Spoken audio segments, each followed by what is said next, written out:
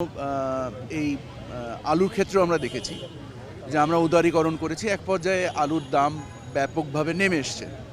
So আমাদের কাছে মনে হচ্ছে একটা সাময়িক মজুতদারি ঘটনা ঘটছে। তো আমরা বাণিজ্য উদারীকরণ করার জন্য গতকাল আমরা বাংলাদেশ ব্যাংকের গভর্নর সহ, খাদ্য উপদেষ্টা সহ, টিসিবি চেয়ারম্যান সহ, কৃষি মন্ত্রণালয় সহ আমরা গত পরশুদিনও বসেছি, গতকালও বসেছি। বিষয়গুলোকে বাজারের সরবরাহ ব্যবস্থাকে আরও উন্নত করার জন্য আপাতত আমদানি কেন্দ্রিক ব্যবস্থা নিচ্ছি এবং ব্যাপক আমদানির প্রস্তুতি চলছে।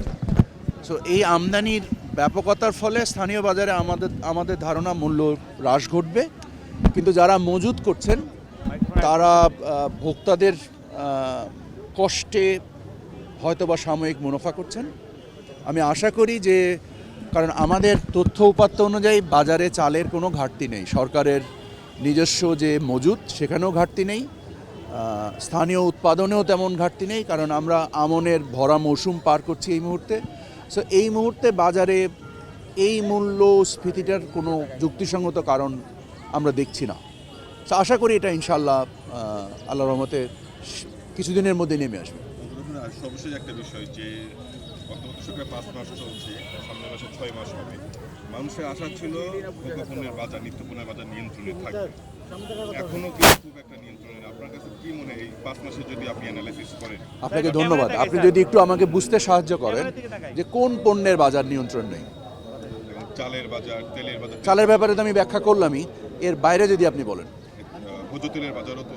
ভোজ্য তেলের বাজার কেন বলছেন নিয়ন্ত্রণে নেই, যদি একটু বুঝিয়ে বলেন। সেক্ষেত্রে আন্তর্জাতিক বাজারের জন্য আপনারা বলেন দামটা বৃদ্ধি করা না, আপনি যেটা না, সব কিছু মিলে না, আমরা যদি স্পেসিফিক কথা বলি তাহলে আলোচনাটা প্রাসঙ্গিক হবে আর কি। সেই জন্য প্রাসঙ্গিকতার স্বার্থে যদি আপনি আমাকে ধরে দেন যে কোন পণ্যের বাজারটা নিয়ন্ত্রণের বাইরে, তাহলে আমার আলোচনাটা আরও প্রাসঙ্গিক হবে।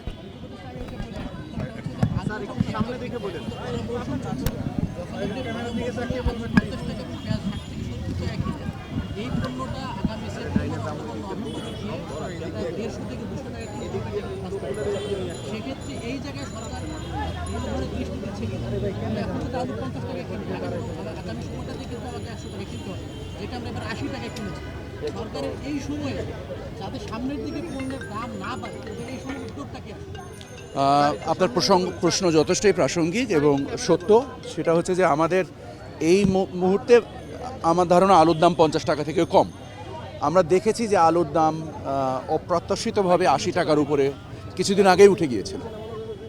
আলহামদুলিল্লাহ যে এটা এখন আস্তে আস্তে সহনীয় পর্যায়ে এসছে এবং আমরা মনে করছি আরও সহনীয় পর্যায়ে নেমে আসবে। আর অনুমান নির্ভর যদি আমরা চিন্তা করি যে 100 টাকা হয়ে যাবে কি না, আশা করি ইনশাল্লাহ হবে না। এবং এবছরের শিক্ষা থেকে আমরা যেটা চিন্তা করেছি, ইনক্লুডিং টিসিবি, আমরা বেশ কিছু আলু মজুত করব সরকারি পর্যায়ে। সেটা যদি আমাদের স্থানীয় ফলন যথেষ্ট না হয়, প্রয়োজন হলে আমরা আমদানি করে মজুত করব, যার ফলে স্থানীয় ফলনে এর কোনো প্রভাব না পড়ে। আর আমার ধারণা গত বছরের ফলনের ফলে, গত বছরের মূল্যের কারণে আলুর চাষ অনেক ব্যাপক হয়েছে। সো এবছর স্বাভাবিকভাবে আশা করা যায় যে আলুর মূল্য বা পেঁয়াজের মূল্য সহনীয় পর্যায়ে থাকবে বলে আমি আশা করি ব্যক্তিগতভাবে। আর আমাদের প্রচুর পরিমাণে আমদানি হয়েছে, কিন্তু এখন সেটা আবার দেখেন, আমাদের তো শুধু বাজার মূল্য চিন্তা করলে হবে না, আমাদেরকে কৃষকদের ব্যবস্থাও চিন্তা করতে হবে।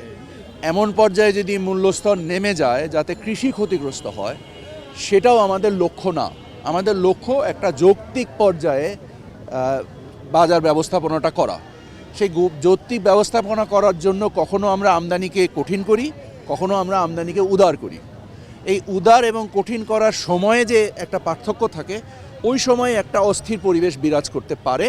বাট সেটা আমরা যত দ্রুত পারি, কারণ আমরা এই জিনিসগুলোকে, এই তথ্য উপাত্তগুলোকে যথেষ্ট মানে সংবেদনশীলতার সাথে গ্রহণ করি এবং সেই অনুযায়ী ব্যবস্থা নেওয়ার চেষ্টা করি। আশা করি ইনশাল্লাহ এটা একটা ব্যবস্থাপনার মধ্যে থাকবে।